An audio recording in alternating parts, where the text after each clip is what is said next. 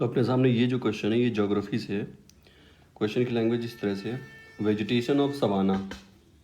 बात कहाँ की हो रही है? सवाना ग्रासलैंड की। Consist of grassland with scattered small trees, यानी कि इस ग्रासलैंड में, माना कि ये ग्रासलैंड है तो कुछ ट्रीज़ यहाँ हैं, कुछ ट्रीज़ यहाँ हैं, कुछ ट्रीज़ यहाँ हैं, बाकी यहाँ घास का मैदान कुछ यहाँ, इस तरीके से। But extensive area have no trees, यानी कि कुछ जगह पे ट्रीज़ होंगे, बाकी बहुत बड़ा एरिया होगा जहाँ ट्रीज़ नहीं होंगे। ठीक, फिर क्या कह रहे हैं? The forest development in such areas is generally kept in check by one or more combination. कह रहा है कि इस तरीके का जो पैटर्न आप देख रहे हैं, इस पैटर्न को बनाने में बहुत सारी कंडीशंस हैं, बहुत परिस्थितियां हैं जिन्होंने योगदान दिया है ना। तो इस ये वर्ड जो है यहाँ पे की वर्ड है क्या? Kept in check by. Kept in check by का मतलब होता है कि जैसा ऊपर मैंने बताया कि कुछ कुछ जगह पे ही केवल ट्रीज मिलते हैं, तो ऐसा बना रहे, इसको चेक करने के लिए, इसको मेंटेन करने के लिए कौन सी कंडीशंस हैं। हमें 5 ऑप्शन दिए जा रहे हैं। सवाना में जिस तरीके का पैटर्न है, उस पैटर्न को बनाए रखने के लिए 5 कंडीशन अपने को दी जा रही हैं। हमें बताना है इनमें से कौन सी कंडीशन है रिस्पॉन्सिबल इसके लिए। ठीक है, तो पहला ऑप्शन दिया जा रहा है कि भाई वहाँ बहुत सारे ऐसे जानवर हैं जो बर्रोइंग हैं, यानी ज़मीन खोद के बिल में रहते हैं। तो उनके बिल में रहने की वजह से ऐसा है कि बहुत सारे एरिया में जो है तो ट्री नहीं है, और वहाँ दीमक भी लग जाती हैं। तो एक तो ये रीज़न ये बताया जा रहा है। दूसरा कि वहाँ आग लग जाया करती है, जिससे काफ़ी सारा जंगल मतलब ख़त्म हो जाता है। या फिर वहाँ ग्रेजिंग हर्बीवोर्स हैं, यानी कि घास खाने वाले बहुत सारे जानवर हैं। तो जब घास को वो खाते हैं तो उसकी वजह से अगर टिप वाला पार्ट घास का अगर खा लिया गया तो फिर साइड से और ज़्यादा घास उगती है। तो ये रीज़न है क्या?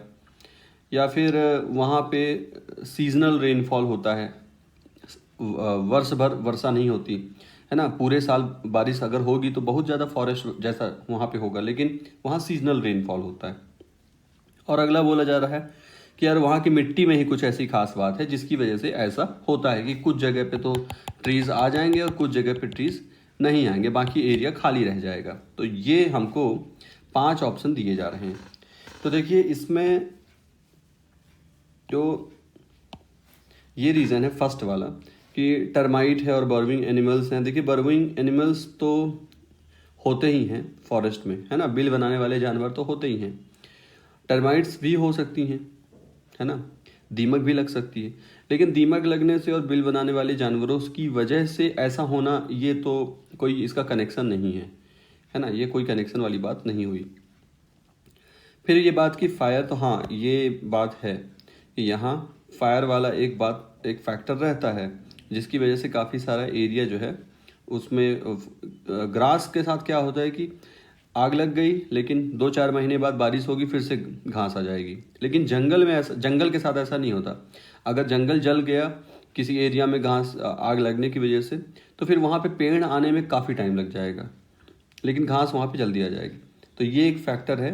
और ग्रेजिंग हर्बीवोर्स, ये भी एक रीज़न है कि वहाँ पे घास चरने वाले जानवर होते हैं। सवाना के मैदानों में ऐसा होता है।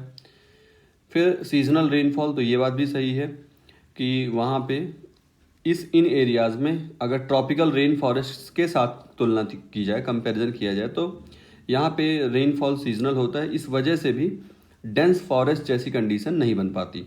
तो यहाँ पे 3 रीज़न हैं जो इसको ये जो बात बोली गई थी कि चेक करने वाली बात, कि इस सिचुएशन को मेंटेन करने के लिए ये जो पैटर्न है सवाना का, उसको मेंटेन करने के लिए रिस्पॉन्सिबल हैं। तो ये 3 यहाँ पे ऑप्शंस इसके साथ जा रहे हैं। तो इसको इस तरीके से भी देखा जा सकता है कि भाई अब सॉइल प्रॉपर्टी जैसे नहीं हो सकता कि सॉइल, अब हमने ऐसा नहीं देखा कि कुछ स्पेशल टाइप की सॉइल हो जो केवल कुछ एरिया में फॉरेस्ट ट्रीज़ को अलाउ कर रही हो और कुछ में नहीं कर रही हो, ऐसा तो नहीं। तो अगर ये भी हमको हो जाए कि 5th ऑप्शन नहीं होगा और फर्स्ट भी नहीं लग रहा, तो इस एलिमिनेशन मेथड से भी इसको इस तरीके से एलिमिनेट कर सकते हैं। तो ये हो गई बात सवाना की।